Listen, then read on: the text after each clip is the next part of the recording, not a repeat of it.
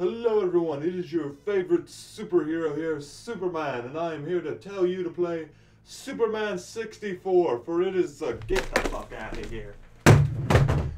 No wonder you don't have a good best-selling video game franchise.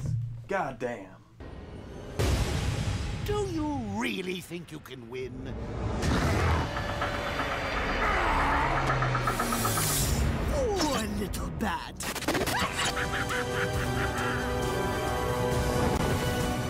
Okay, this is the part where I tell you all about Batman, but I don't need to tell you all about Batman because Batman is a pop icon. You don't need to be into comics to enjoy Batman in today's age.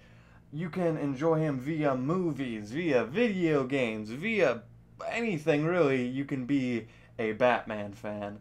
And ever since I was a young tyke, I enjoyed Batman, even though the content coming out when I liked him wasn't exactly all that great. Back in 2008, the superhero genre wasn't taking off as much as it is now. The big blockbuster movies weren't coming out every other month, and the big games weren't around yet. But that all started here with Batman Arkham Asylum. When this game popped, I remember just that little comic book crowd of people that I knew, and they were stoked for this game. This was such a surreal thing to actually become Batman in a realistic sense. It was incredible. And although I am trying to get into comics and actually become a good comic book fan, I can't pretend like I'm in that audience.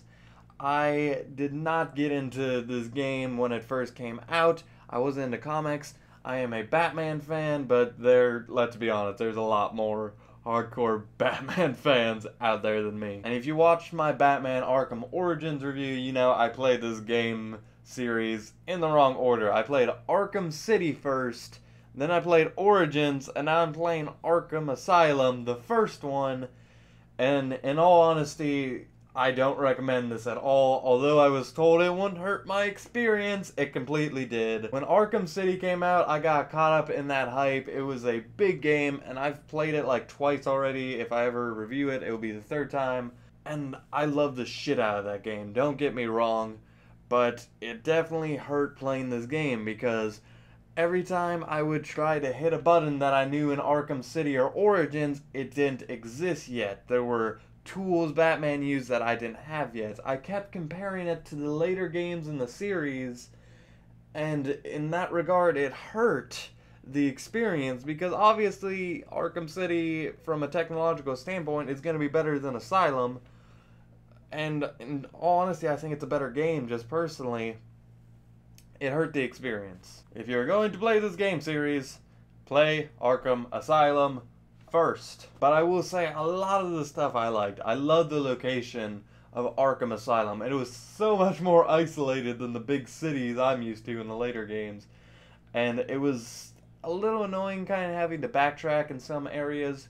But getting this kind of smaller area allowed me to really feel more of a sense that I was trapped. And I think that added to the gameplay a little bit. Some of the characters I really like. Poison Ivy, in Arkham City, I was like, where is she? I'm a Poison Ivy fan. She's in this game, and she's a bigger part of the story. I very much enjoyed her character in this. I thought she did a great job. Scarecrow, he came around in a big way, and I'm not that familiar with his character, other than fucking Batman Begins. I enjoyed his character and actually getting a sense of who he is. I very much enjoyed him. And then we had Mark Hamill Joker. I love the Joker. He's probably my favorite superhero character. I loved every scene he was in. He gave another great performance. I can't say how he did great other than he did his usual thing, which is pretty awesome. And the later games, they kind of get more cleaned up, where Origins kind of had this really wishy-washy, didn't have its own creative image. Arkham City, you know, just look at some of the promotional art. It's like this cleaned up whiteness, and it's a cleaned up. This game is gritty, it is dark, it had that more comic book sense, I feel. And just like I remember Batman just walking around sewers and it was dark and this very damp just asylum It had its own unique feel compared to the later games, and I'm glad that they didn't just rip off the tone of this game for the next. And this game started the whole, you know, Batman Arkham style fighting where you're dodging and punching and dodging and punching and dodging and punching and dodging and punching and dodging and punching and dodging and punching and dodging and punching and dodging and punching and dodging and punching and dodging and punching and dodging.